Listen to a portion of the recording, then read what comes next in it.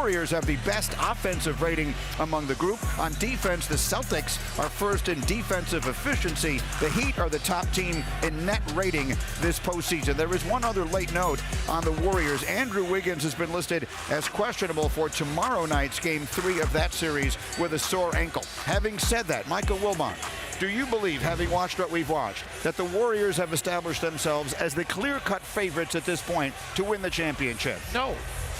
You got two teams here that can threaten them, but one team specifically I'm thinking of, if the Boston Celtics are whole, I'm talking about health now, if everybody's available, and you have Robert Williams particularly, you need all of them.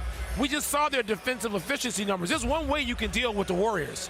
You have to have the best defense on the other side, and that would be the Eastern Conference, to sort of to move them. So no, I'm not going to say the Warriors are the clear-cut favorite. I know Stephen A is going to do that anyway. I don't want to steal his thunder. But don't tell me the Celtics can't challenge anybody in this league right now, having beaten the defending champions, and that includes Golden State. Absolutely. We can pay homage to the Warriors, but they're not the clear-cut favorite. You got to give credit to the Boston Celtics in particular based on what Wilbon said. You have lockdown defenders on the perimeter, in particular Marcus Smart. You have height and physicality up front with Al Horford, Robert Williams, and a variety with Grant Williams that can give the Golden State Warriors problems. I'll say no.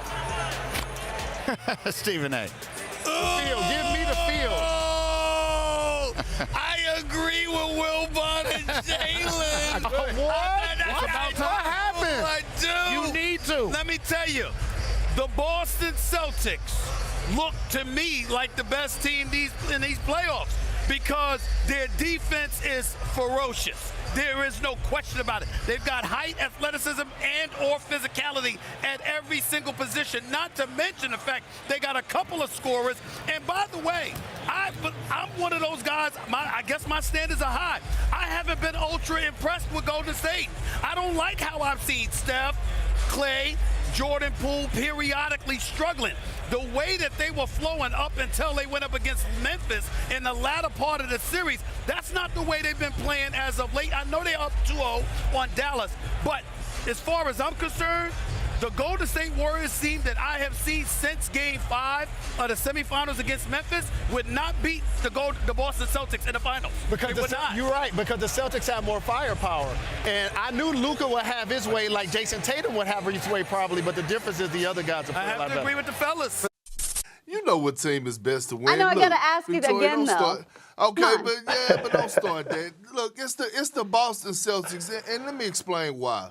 One, they're in the better conference, okay? When you look at the East is far more better than the Western Conference. Two, they're going to have a harder journey for us getting to the finals and winning the championship. If you look at it, they had to go through Kevin Durant and Kyrie Irving, two guys that have been there and won a championship. One guy that's a two-time finals MVP. Next round, you go and defeat the defending champs, although they're missing Chris Middleton, but now they beat the defending champs with the most dominant player, best player in the world, Giannis Antetokounmpo. And now you look at the Miami Heat, the team that's the number one team in the Eastern Conference, with one of the best coaches in the game, and you look at how stellar their defense is. Now, look on the other hand. Say if it's the Golden State Warriors, right? They played the Denver Nuggets the first round. And we know that the Denver Nuggets, no disrespect to any team, but they was the worst team in the playoffs, okay? And then all of a sudden you go to a Memphis Grizzlies team who lost their superstar in Ja Morant, inexperienced, and so they pulled off their series. Now you're going against the Dallas Maverick team who is young, unexperienced, who's making a rise, but they haven't been at this moment before. So when I look at the Boston Celtics, their defense and the journey and the path that they have to go through to actually get to the finals and win it all, I got the Boston Celtics as the team to beat and bringing home the championship this year. I'm right Well, there I think, with you. listen, What about you, Latin? Perk lays it out really well, and he's right about this. Yep. To this point, Boston's got a better resume, right, based on this postseason. Because you took out Brooklyn with two superstar players. You took care of business with Giannis Antetokounmpo and the defending champs, no doubt. And now you get a pretty tough Miami Heat team as a number one seed, and you go in there and you get a split. So their resume has been stronger than Golden State's, but I still like the Warriors, and I think here's the reason. Every other team that Boston is going to have to defend is going to look a lot different than what Golden State does. I saw an incredible statistic the other night, and for me, it sums up what Golden State's about and why they're so tough, and they have so many weapons, and they're so difficult to communicate for 24 seconds against. You know, in game one, in the last 6 seconds of the shot clock, when most teams in that situation give it to a great player, let him isolate, everybody stand and watch, and you end up with a contested jump shot. That's typically what teams do when you get down to that 5 seconds on the shot clock. Golden State was 12 for 14 from the field in those situations. And I bring that up because they're just different. You've got to guard them the entire time. They are not going to make it easy by saying, hey, mano a mano, Boston lines up with these great defenders, all this versatility, length, and size, and we're just going to come at you like most teams operate, ball screen or isolate. That's not what they're going to do. They're going to make sure that you chase them for the entire possession. They're going to make the extra pass. They're going to back cut you. They're going to put the ball back into the top of the key multiple times in the same possession in the hands of Draymond Green and let him sort of pick you apart and be the brains of the operation. I just think that they have so many weapons on a given night. You know, you've got 4 different guys capable of giving you 20 to 30, and you've got Draymond Green who can facilitate and make sure the ball goes where it's supposed to. So, look, either one of these teams capable of winning it, but I want to be clear about something.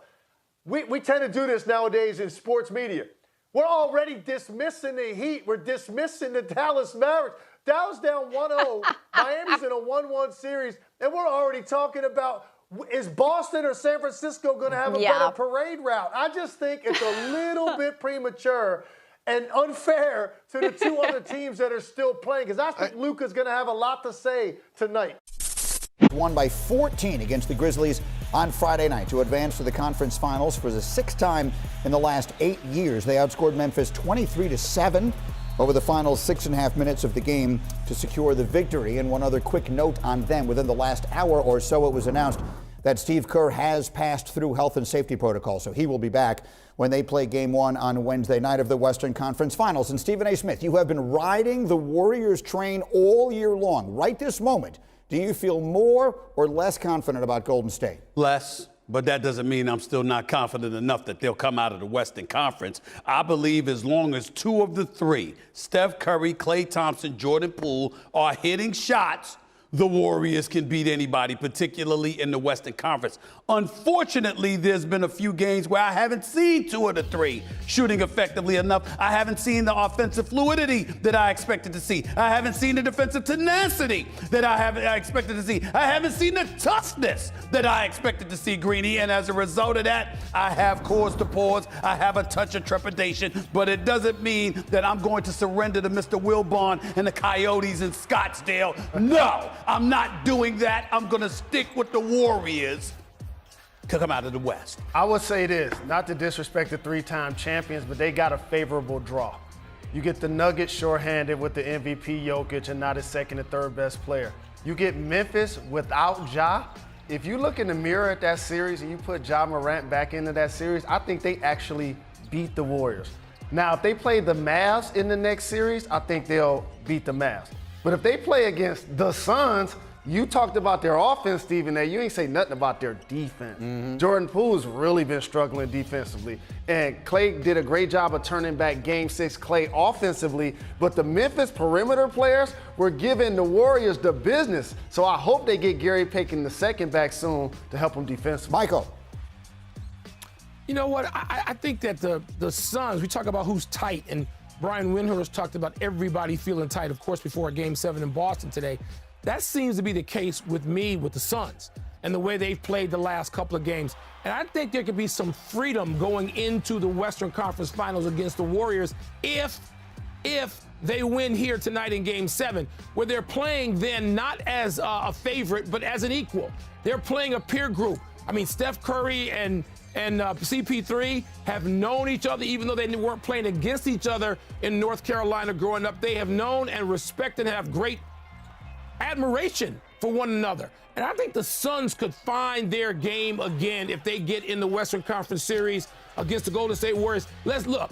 That's the series I know I want to see. I think everybody on that set agrees that we'd love to see. No disrespect to the Mavs. We'd love to see the Suns and Warriors in that series. If we do, Stephen A., I'm still riding with the Suns to look like the best team in the league one more series. Well, let me be very, very clear. I'm so confident with where I'm coming from. I'm planning on taking a visit to the Wilbon Palatial Mansion, despite the fact that Coyotes are in the background, in the backyard. I don't care. I've been waiting for this matchup, and I don't want the Dallas Mavericks to ruin it, but they can. They can ruin it, but we'll see what happens.